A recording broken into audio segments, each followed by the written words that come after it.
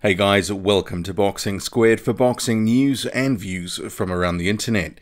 Matchroom promoter Eddie Hearn, he has shed some light on how negotiations are going to make a heavyweight unification clash between Anthony Joshua and Joseph Parker. So I'll get to his quotes in a moment, a few thoughts, then the related news involving Dillian Whyte and Lucas Browne. So the dominoes, they are seemingly about to fall in the next few weeks. Well, we hope so.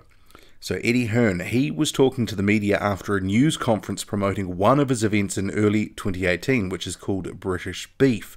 He told waiting media afterwards that a Parker-Joshua deal, it's not done yet, but he said, "I feel we are very close to a deal, and I hope that in early 2018 we could be in a position to announce the fight March 24th, March 31st, April 7th as well." The three potential dates. Wales, London, other cities as well looking to host this fight. It's the fight we want. It's the only champion or big name that's being realistic in the negotiations. We still feel like we haven't got a great end, our end, but we want to make the fight happen. So I'm very hopeful that fight will be next for Anthony Joshua. Hearn, he then went on to compliment David Higgins of Duco Events, which represents Joseph Parker, saying that Duco had been doing a great job in the negotiations, battling for what they can get, and he expects it to be a great promotion if they can get a deal done. And he said it should be a lot of fun.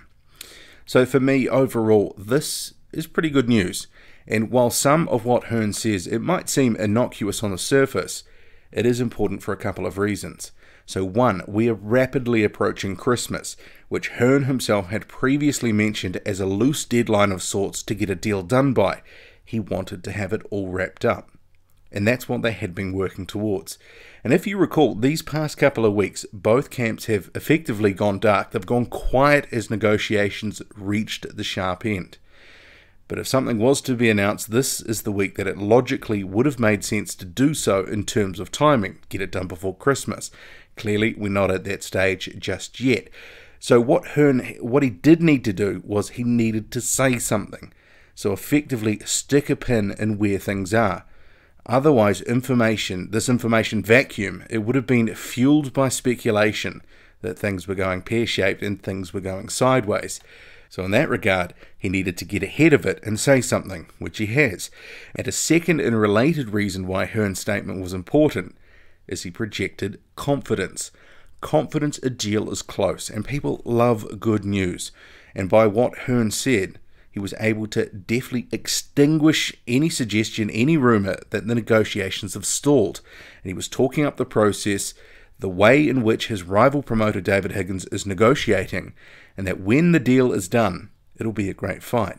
So the only way it could have been more positive would have been if he'd have actually announced the fight.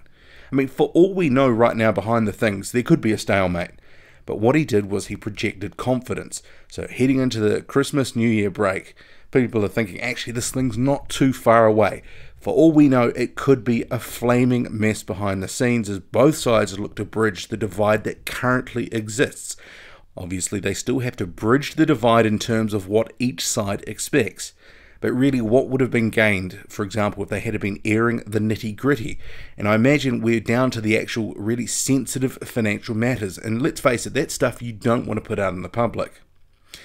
And if you read between the lines as well, Joseph Parker, from what Eddie Hearn is saying, and we've also heard Anthony Joshua in the past week or so say this, he's effectively the only viable big name at this present moment, because all the other guys, Deontay Wilder, Tyson Fury, for example, are simply not being realistic, as Eddie Hearn puts it, at the negotiating table. So that in itself would suggest Anthony Joshua is going to give up some ground. They're going to make this fight. It's going to happen.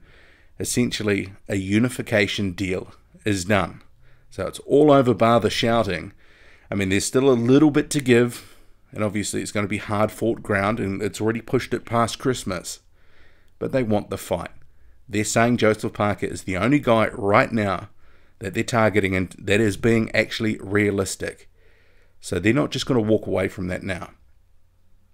And they might crow that it's not the deal they want, etc. when it's made, but make no mistake about it. There is no losers in all this.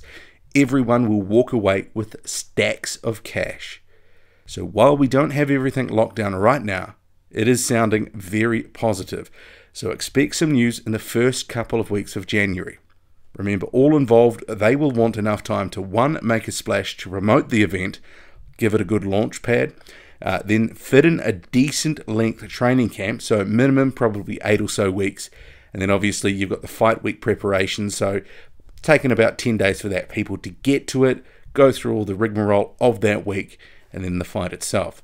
So you could actually see, if negotiations drag out too far, the date, that will also push out as well. So we've got 3 dates right now, late March and 1 in early April.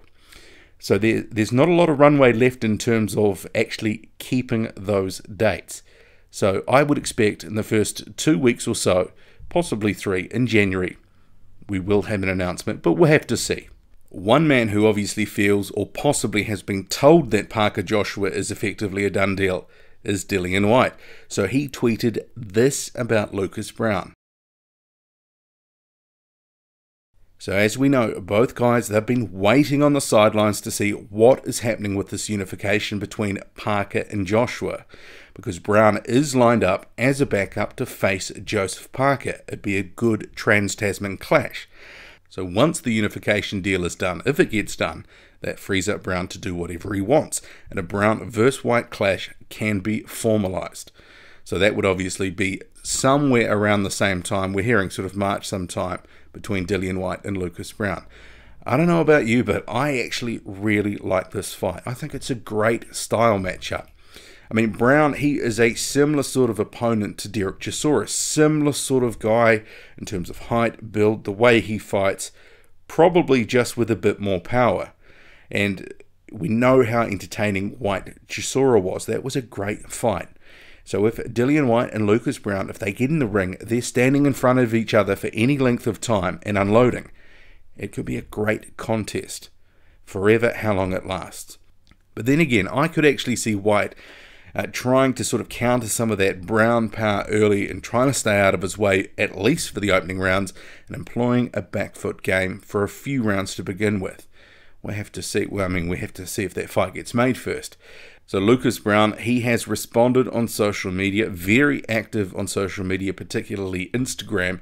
He's responded to Whyte, saying to the Londoner, "Careful what you ask for."